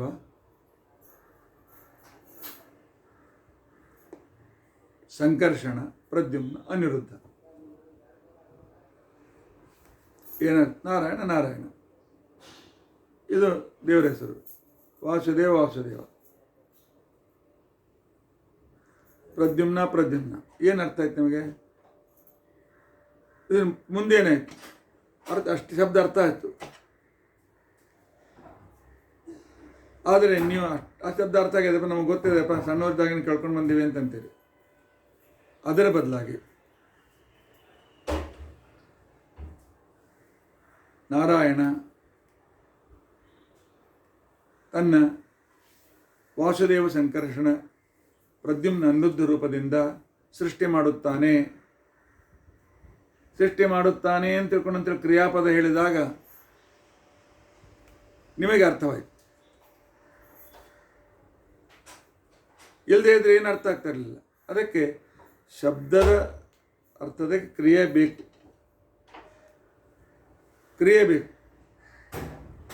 ನಮಗೆ ಯಾವಾಗ ದೇವರಲ್ಲಿ ಪ್ರೀತಿ ಉಂಟಾಗ್ತದೆ, ಅವನು ಸೃಷ್ಟಿ ಮಾಡಿಕೊಡ್ತಾನೆ ಅಂತ ತಿಳ್ಕೊಂಡಂತೇಳಿ.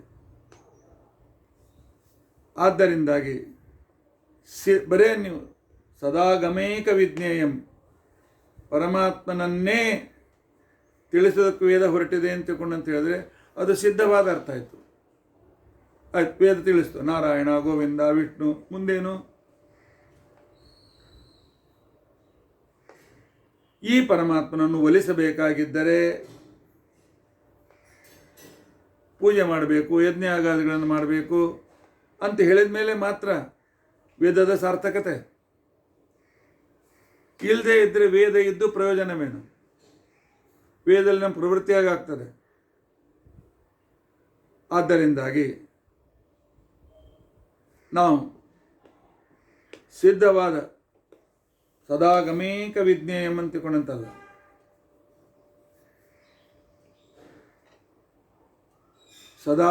ಸದಾ ಗಮೈಹಿ ವಿಜ್ಞೇಯಂ ಅಂತ ಇಷ್ಟ ಹೇಳ್ರಿ, ಏಕ ತೆಗೆದುಬಿಟ್ರಿ. ಸದಾಗಮಾಹ ಯಜ್ಞಾದಿ ಕ್ರಿಯಾನ್ ಬೋಧಯಂತಿ ತಸ್ಯ ಯಜ್ಞಸ್ಯ ನಿಯಾಮಕತ್ವೇನ ವಿಷ್ಣು ಅಸ್ತಿ. ವೇದದ ಮುಖ್ಯಾರ್ಥ ಇದು. ಯಜ್ಞಯಾಗಾದಿಗಳು, ಆ ಯಜ್ಞಯಾಗಾದಿಗಳಿಂದ ಆಹುತಿ ತೆಗೆದುಕೊಳ್ಳುವ ವ್ಯಕ್ತಿಗೋಸ್ಕರ ನಾರಾಯಣ ಬೇಕು. ಅವನು ಯಜ್ಞದ ಅಂಗವಾದ. ಸದಾಗಮೈಕ ವಿಜ್ಞೆ ಅಲ್ಲ, ಸದಾಗಮದ ಮುಖ್ಯ ಅರ್ಥ ಅಲ್ಲ, ವೇದದ ಮುಖ್ಯಾರ್ಥ ಪರಮಾತ್ಮ ಅಲ್ಲ.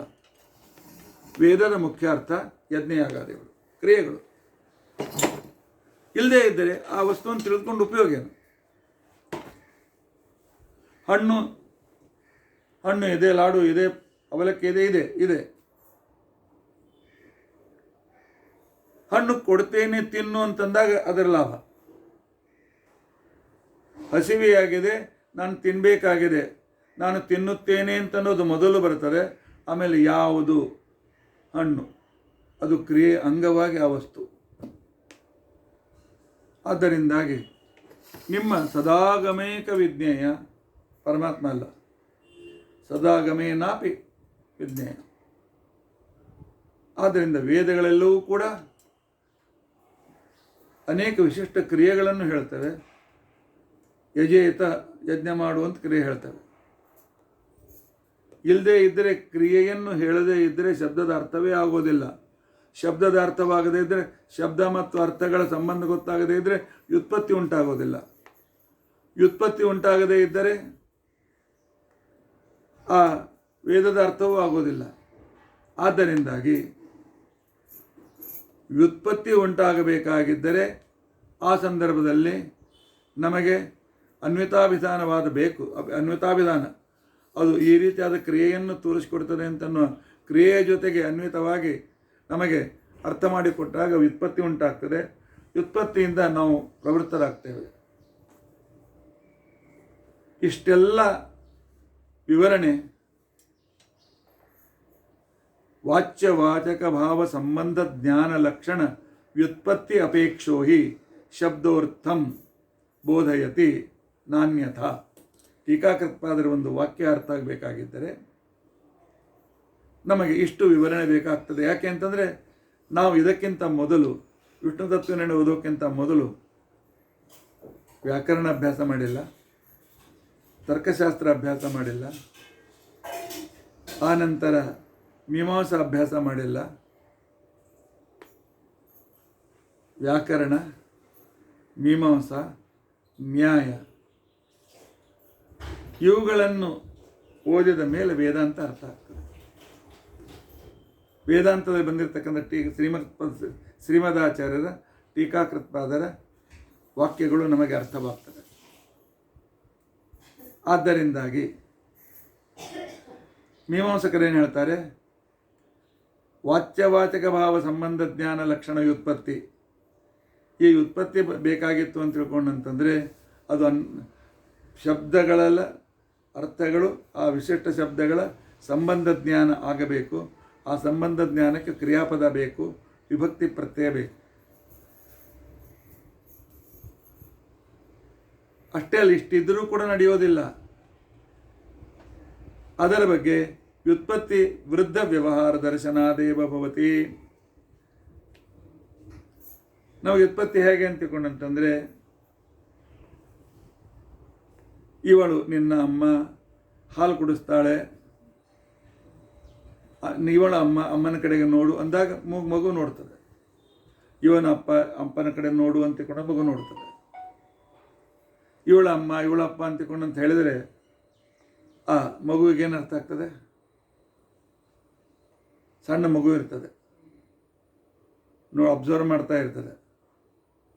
ಅಪ್ಪ ಆ ಮಗುವಿನ ಅಣ್ಣನಿಗೆ ಹೇಳ್ತಾನೆ ಅಪ್ಪ ಅಂತ ತಿಳ್ಕೊಂಡಂತಂದರೆ ಇಲ್ಲಿ ವೃದ್ಧ ವ್ಯವಹಾರ. ವೃದ್ಧ ಅಂತಂದರೆ ಸೀನಿಯರ್ ಅಂತ ಅರ್ಥ ಅಷ್ಟ. ಅಪ್ಪ ಮಗನಿಗೆ ಹೇಳ್ತಾನೆ, ಹೋಗು ನೀರನ್ನು ತೆಗೆದುಕೊಂಡು ಬಾ ಅಂತ ತಿಳ್ಕೊಂಡು ಅಂತ ಹೇಳಿ. ಆ ಮಗು ನೋಡ್ತದೆ, ನೀರನ್ನು ತೆಗೆದುಕೊಂಡು ಬಾ ಅಂತ ತಿಳ್ಕೊಂಡು ಅಂತ ಹೇಳಿದಾಗ ಇಲ್ಲಿ ತೆಗೆದುಕೊಂಡು ಬಂದದ್ದು ನೋಡಿದ, ನೀರನ್ನು ನೋಡಿದ. ಇಲ್ಲಿ ಮುಖ್ಯ ಉದ್ದೇಶ ಏನಿದೆ? ನೀರು ಅಂತ ನನಗೆ ಕಲಿಸಿಕೊಟ್ಟಿದ್ದಾರೆ. ಸರಿ, ಇನ್ನೊಮ್ಮೆ ಅಪ್ಪ ಹೇಳ್ತಾನೆ, ಪುಸ್ತಕವನ್ನು ತೆಗೆದುಕೊಂಡು ಬಾ, ಪುಸ್ತಕ ತೆಗೆದುಕೊಂಡು. ಇನ್ನೊಂದು ಸಲ ಹೇಳ್ತಾನೆ, ಇಲ್ಲ ಪೆನ್ ತೆಗೆದುಕೊಂಡು ಬಾ. ಆಗ ಮಗು ವಿಚಾರ ಮಾಡ್ತದೆ, ಬಾಯಾರಿಕೆ ಆಗಿತ್ತು, ಅದಕ್ಕೋಸ್ಕರ ನೀರನ್ನು ತೆಗೆದುಕೊಂಡು ಬಾ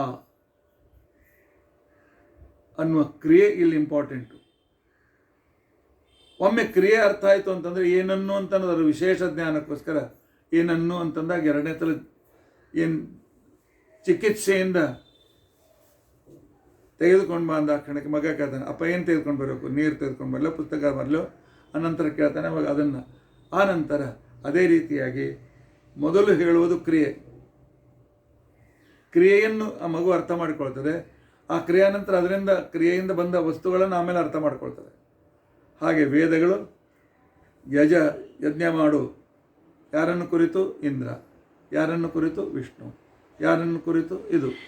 ಆಮೇಲೆ ವಿಷ್ಣು ಇತ್ಯಾದಿಗಳು ದೇವತೆಗಳು ಸೆಕೆಂಡರಿ, ಯಜ್ಞಾಂಗವಾಗಿ ಹೇಳಲ್ಪಡ್ತಾರೆ ಹೊರತು ಸದಾ ಗಮೈಕ ವೇದಗಳಿಂದ ಪರಮಾತ್ಮನನ್ನೇ ವೇದಗಳು ಹೇಳ್ತವೆ ಅಂತ ಹೇಳಿ ಏನು ಹೇಳ್ತಾ ಇದ್ದೀರಿ? ಅಲ್ಲ, ಪರಮಾತ್ಮನನ್ನು ಹೇಳುತ್ತವೆ. ಈ ರೀತಿ ಒಪ್ಕೊಳ್ಳಿ ಅಂತೇಳಿ ಮೀಮಾಂಸಕರು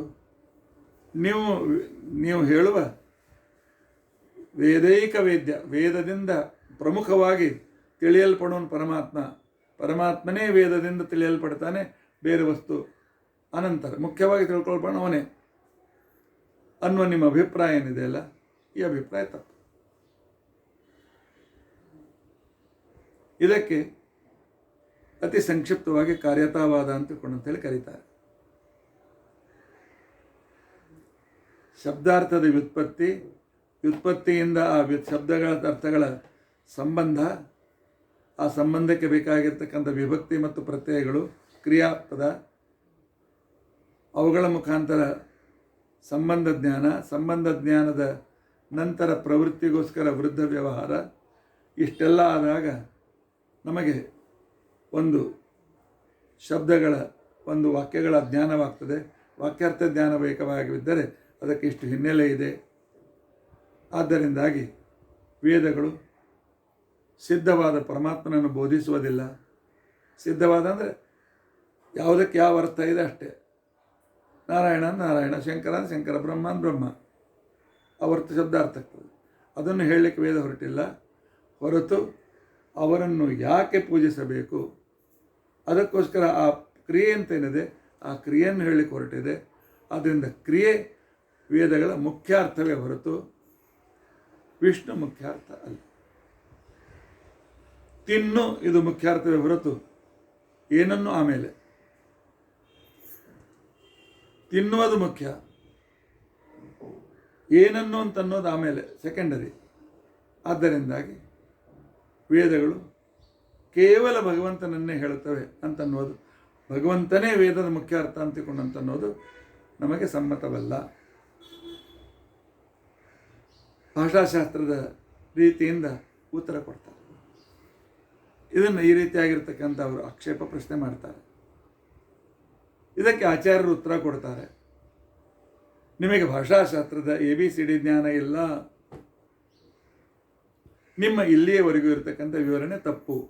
ಅದು ಹೇಗೆ? ನಾಳೆ ದಿವಸ ಆ ಉತ್ತರವನ್ನು ತಿಳಿದುಕೊಳ್ಳಿಕ್ಕೆ ಪ್ರಯತ್ನಿಸೋಣ. ಎಷ್ಟು ಅಧ್ಯಯನ ಇರ್ತದೆ ಸೂಕ್ಷ್ಮವಾಗಿ ಅಂತಕೊಂಡಂತಂದರೆ, ಯಾಕೆ ವೇದದಲ್ಲಿರ್ತಕ್ಕಂಥ ಸೂತ್ರದ ಅರ್ಥ ಆಗಬೇಕಾಗಿದ್ದರೆ ಇವೆಲ್ಲ ವಿಚಾರಗಳು ಗೊತ್ತಿರಬೇಕಾಗ್ತದೆ. ಬ್ರಹ್ಮಸೂತ್ರ ಅರ್ಥ ಆಗಬೇಕಾಗಿದ್ದರೆ ಅದು ಒಂದೊಂದು ಬಿಡಿ ಬಿಡಿ ಶಬ್ದ ಇರ್ತದೆ. ಜಿಜ್ಞಾಸ ಕರ್ತವ್ಯ, ಜಿಜ್ಞಾಸೆ ಮಾಡಬೇಕು. ಏನು ಮಾಡಬೇಕು, ಯಾರನ್ನು ಮಾಡಬೇಕು, ಯಾಕೆ ಮಾಡಬೇಕು? ಶ್ರೀಮನ್ ನ್ಯಾಯಸುಧೆಯಲ್ಲಿ ಇನ್ನು ಮುಂದೆ ಹೋಗ್ತಾರೆ. ಮೀಮಾಂಸಕರು ಹೇಳ್ತಾರೆ, ಯಜ್ಞಯಾಗಾದಿಗಳ ಕ್ರಿಯೆಯನ್ನು ಸೂಚಿಸುವುದಕ್ಕೋಸ್ಕರವೇ ವೇದ ಇದೆ. ಆ ವೇದದ ಅಂಗವಾಗಿ ಪರಮಾತ್ಮನ ತಿಳಿದುಕೊಳ್ಳಬೇಕು, ಬ್ರಹ್ಮನನ್ನು ತಿಳಿದುಕೊಳ್ಳಬೇಕು ಅಂತ ಹೇಳಿಯಾಗಿದೆ. ಮತ್ತು ಪುನಃ ಅಥಾತೋ ಬ್ರಹ್ಮ ಜಿಜ್ಞಾಸ, ಈ ನಿಮ್ಮ ವೇದಾಂತವೇ ಬೇಕಾಗಿಲ್ಲ ಅಂತ ಅನ್ನುವ ಪೂರ್ವಪಕ್ಷ ಮಾಡಿಕೊಂಡು ಶ್ರೀಮನ್ ನ್ಯಾಯಸುಧೆಯಲ್ಲಿ ಬಹಳ ಸುಂದರವಾಗಿ ಕಾರಿತವಾದವನ್ನು ಹೇಳಿದ್ದಾರೆ. ಅದು ವಿಸ್ತಾರ. ಇಷ್ಟು ಮೊದಲು ನಾವು ತಿಳಿದುಕೊಳ್ಳೋಣ. ವಿಷ್ಣು ತತ್ವನೇ ತಿಳಿದುಕೊಂಡರೆ ಮುಂದೆ ಶ್ರೀಮನ್ ನ್ಯಾಯಸುಧಾದಿ ಗ್ರಂಥಗಳನ್ನು ತಿಳಿದುಕೊಳ್ಳಿಕ್ಕೆ ಅನುಕೂಲವಾಗ್ತದೆ. ಇನ್ನು ನಾವು ಭೀಮಸೇನನ ಹತ್ತಿರ ಬರೋಣ. ಭೀಮಸೇನನ ಹತ್ತಿರ ಬರೋಣ ಅನ್ನುವಷ್ಟರಲ್ಲೇ ನಮ್ಮ ವಿದ್ಯಾರ್ಥಿ ಸೂಚನೆ ಮಾಡ್ತಾ ಇದ್ದಾನೆ, ಆಚಾರ್ಯರೇ 57 ನಿಮಿಷ ಆಯಿತು ಅಂತ ತಿಳ್ಕೊಂಡು. ಸರಿ, ಭಾಳ ವೇಳೆ ತೆಗೆದುಕೊಳ್ಳೋದಿಲ್ಲ. ಅಂದರೆ ನನಗೆ ಗೊತ್ತಿಲ್ಲದೆ ವಿಷಯವನ್ನು ತಿಳಿಸಬೇಕಾಗಿದ್ದರೆ ಅನೇಕ ಉದಾಹರಣೆ ಕೊಟ್ಟು ಹೇಳಬೇಕಾಗ್ತದೆ. ಆದ್ದರಿಂದಾಗಿ ಇವತ್ತು ಭೀಮಸೇನನ ವಿಚಾರ ನಾಳೆ ಜೊತೆಗೆ ತೆಗೆದುಕೊಳ್ಳೋಣ. ಇವತ್ತು ನಾವು ಏನು ತಿಳಿದುಕೊಂಡೆವು ಅಂತಿಕೊಂಡಂತಂದ ಆ ಕ್ಷಣಕ್ಕೇನೆ ನಮಗೆ ಜಗತ್ತಿನಲ್ಲಿ ಒಂದು ವಿಷಯವನ್ನು ಪೂರ್ತಿ ಅರ್ಥ ಮಾಡಿಕೊಳ್ಳಬೇಕಾಗಿದ್ದರೆ ಶಬ್ದಜ್ಞಾನ ಮೊದಲು ಬೇಕು. ಆನೆ, ಕುದುರೆ, ತಂದೆ, ತಾಯಿ, ಬಂಧು, ಅಣ್ಣ, ತಮ್ಮ, ತಂಗಿ, ಈ ಶಬ್ದಜ್ಞಾನ ಕಿವಿ ಮೇಲೆ ಕೇಳಿ ಕೇಳಿ ಬೀಳ್ತದೆ. ಆಮೇಲೆ ಇವಳು ತಾಯಿ, ನೋಡು. ಈ ಆನೆ, ಇದು ಆನೆ, ನೋಡು. ಈ ಅಣ್ಣ, ನೋಡು. ಇವನು ಅಣ್ಣ, ನೋಡು. ಇದು ನೀರು, ನೋಡು. ಇದು ಹಾಲು, ನೋಡು ಅಂತ ತಿಳ್ಕೊಂಡಂತೇಳಿ ಆ ಶಬ್ದದ ಅರ್ಥದಿಂದ ಏನು ಒಂದು ಕಾನ್ಸೆಪ್ಟ್ ನಮ್ಮ ಕಣ್ಣೆದುರಿಗೆ ಬರಬೇಕು. ಶಬ್ದದ ಅರ್ಥರೂಪವಾದ ಒಂದು ಚಿತ್ರ ನಮ್ಮ ಎದುರಿಗೆ ಬರಬೇಕು. ಅದಕ್ಕೋಸ್ಕರ ಯಾರಾದರೂ ಅದನ್ನು ಕಲಿಸ್ಬೇಕಾಗ್ತದೆ. ಅದಕ್ಕೋಸ್ಕರ ಶಾಲೆಯಲ್ಲಿ ಕಳಿಸ್ತಾರೆ. ಅಂದರೆ ನೋಡು, ಅರ್ಜುನನ ಚಿತ್ರ ಇರ್ತದೆ. ಅಂದರೆ ಅರ್ಜುನ. ಆ ಅಂತಿಕೊಂಡಂತಂದರೆ ಆನಂದ ತೀರ್ಥರು. ಎ ಫಾರ್ ಆ್ಯಪಲ್ ನಾವು ಕಲಿಸೋದಿಲ್ಲ. ಯಾಕೆ ಆ್ಯಪಲ್ ಕಲಿಸ್ಬೇಕು? ನಾವು ನಮ್ಮ ಭಾರತೀಯ ಸಂಸ್ಕೃತಿಯಲ್ಲಿ ಕಲಿಸ್ಲಿಕ್ಕೆ ಬರ್ತದೆ.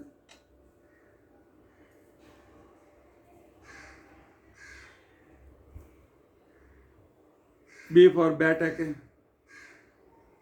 ಸಿ ಫಾರ್ ಕ್ಯಾಟ್ ಯಾಕೆ? ಏದಿಂದ ವಾಚ್ಯವಾಗಿರ್ತಕ್ಕಂಥ ಭಗವಂತನ ರೂಪ ಇದೆ. A for Ananta. B for Balarama. ಈ ರೀತಿ ನಾವು ಹುಡುಗರು ಕಲಿಸ್ಲಿಕ್ಕೆ ಬರ್ತದೆ. ಯಾಕೆ ನಾವೇ ಮೊದಲಿನಿಂದಲೂ ಅವ್ರ ಚಿತ್ರ ತೋರಿಸಿ ಪರಿಚಯ ಮಾಡಿಕೊಳ್ಳೋಣ. ಇದು ಇವನು ಅರ್ಜುನ, ಇವನಿದು ಅಂತ ಹೇಳ್ಕೊಳ್ಳೋಣ. ಕ್ಯಾಟ್ ಗೀಟ್ ನಂತರ ನೋಡಿ, ಮೊದಲು ಚಿತ್ರ ತೋರಿಸೋಣಲ್ಲ. ಈ ಜ್ಞಾನ ಯಾವ ಜ್ಞಾನ ಕೊಡ್ತೀವಿ ಆ ಜ್ಞಾನ ಕ್ರಮ ಪ್ರಕಾರ ಬರ್ತಾ ಹೋಗ್ತದೆ. ಆದ್ದರಿಂದ ವ್ಯುತ್ಪತ್ತಿ ಮೊದಲು ಬೇಕು. ವ್ಯುತ್ಪತ್ತಿ ಆದ ನಂತರ ಆ ವ್ಯುತ್ಪತ್ತಿಗೆ ಸಂಬಂಧಿತವಾದ ಕ್ರಿಯಾಜ್ಞಾನ, ಆ ಕ್ರಿಯೆಯಿಂದ ಪ್ರವೃತ್ತಿ, ಕ್ರಿಯೆಯಿಂದ ಈ ಸಂಪೂರ್ಣ ವಾಕ್ಯದ ಸಂಬಂಧ ಗೊತ್ತಾಗ್ತದೆ. ಸಂಬಂಧ ಗೊತ್ತಾದಾಗ ಆ ವಾಕ್ಯದ ಜ್ಞಾನವಾಯಿತು. ವಾಕ್ಯದ ಸಮೂಹವೇ ವೇದ.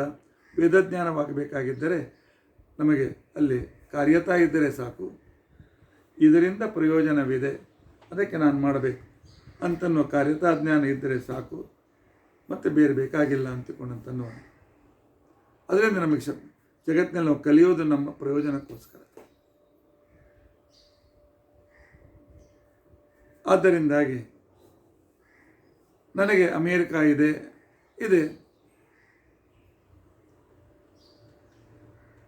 ಯಾವ ವಿದ್ಯಾರ್ಥಿ ಅಲ್ಲಿ ಹೋಗಿ ಕಲಿಬೇಕು ಅಂತ ಅವನಿಗೆ ಅಮೇರಿಕಾ ಜ್ಞಾನ ಮಾಡಿಕೊಟ್ರೆ ಆಗ ಅವನಿಗೆ ಉಪಯೋಗ. ನನಗೆ ಅಮೇರಿಕಾ ಇದೆ ಅಂತ ಹೇಳಿದ್ರೆ ನನಗೇನು ಅರ್ಥ? ಅಮೇರಿಕಾ ಇದೆ, ಅಮೇರಿಕಕ್ಕೆ ನಾವು ಹೆಚ್ಚು ಹಣ ಗಳಿಸ್ಲಿಕ್ಕೆ ಹೋಗಬೇಕು ಅಂತಕೊಂಡು ನನಗೆ ಹೇಳಿದರೆ ನಾನಂತೇನೆ ನನಗೆ ಇಲ್ಲೇ ದೇವ್ರು ಕೊಟ್ಟಾಗ ನಾನು ಅಲ್ಲೇ ಹೋಗಲಿ. ಅದರಿಂದಾಗಿ ನನಗೆ ಬರೀ ಸಿದ್ಧಾರ್ಥವನ್ನು ಹೇಳೋದು ಪ್ರಯೋಜನವಾಗಿಲ್ಲ. ಅದರಿಂದ ಪ್ರಯೋಜನ ಇದ್ದರೆ ನನಗೆ ಆ ಜ್ಞಾನವನ್ನು ನಾನು ಮಾಡ್ಕೊಳ್ತೇನೆ. ಆದ್ದರಿಂದಾಗಿ ಶಬ್ದಾರ್ಥಗಳ ಸಂಬಂಧ ಜ್ಞಾನ, ವಾಚ್ಯವಾಚಕ ಸಂಬಂಧ ಜ್ಞಾನ, ಇದು ವ್ಯುತ್ಪತ್ತಿಯಿಂದ ಅದರ ಜೊತೆಗೆ ಅದರಿಂದ ಆಗುವ ಪ್ರಯೋಜನ, ಅದಕ್ಕೆ ಬೇಕಾಗಿರ್ತಕ್ಕಂಥ ಕ್ರಿಯೆ, ಆ ಕ್ರಿಯೆಯಿಂದ ಪ್ರವೃತ್ತಿ, ಆಗ ಶಬ್ದದ ಜ್ಞಾನವಾಗ್ತದೆ. ಭಾಷಾಜ್ಞಾನ ಆಗಲಿಕ್ಕೆ ಈ ರೀತಿಯಾಗಿರ್ತಕ್ಕಂತಹ ಶಬ್ದ, ವ್ಯುತ್ಪತ್ತಿ, ಸಂಬಂಧ ಇವುಗಳಿಂದ ಕ್ರಿಯಾನ್ವಿತವಾಗಿಯೇ ವಾಕ್ಯಜ್ಞಾನವಾಗ್ತದೆ ಹೊರತು ಇಲ್ಲದೇ ಇದ್ದರೆ ವಾಕ್ಯಜ್ಞಾನ ಆಗೋದಿಲ್ಲ ಅಂತನ್ನುವುದು ಮೀಮಾಂಸಕರ ಅಭಿಪ್ರಾಯ. ಆಚಾರ್ಯರು ಬಹಳ ಸುಲಭವಾದ ರೀತಿಯಲ್ಲಿ ಬಹಳ ಬುದ್ಧಿವಂತಿಕೆಯಿಂದ ಹೇಳ್ತಾರೆ, ನಿನ್ನ ಈ ಉಪನ್ಯಾಸ ವ್ಯರ್ಥ, ನಿನ್ನ ಈ ಕಾನ್ಸೆಪ್ಟ್ ತಪ್ಪಿದೆ. ಕ್ರಿಯಾತ್ಮಕತೆ ಇಲ್ಲದೇ ಇದ್ದರೂ ಕೂಡ ಶಬ್ದಾರ್ಥ ಜ್ಞಾನ ಆಗ್ತದೆ ಅನ್ನೋದನ್ನು ತಿಳಿಸ್ಕೊಡ್ತಾರೆ. ಸಿದ್ಧಾರ್ಥದಲ್ಲಿಯೂ ಕೂಡ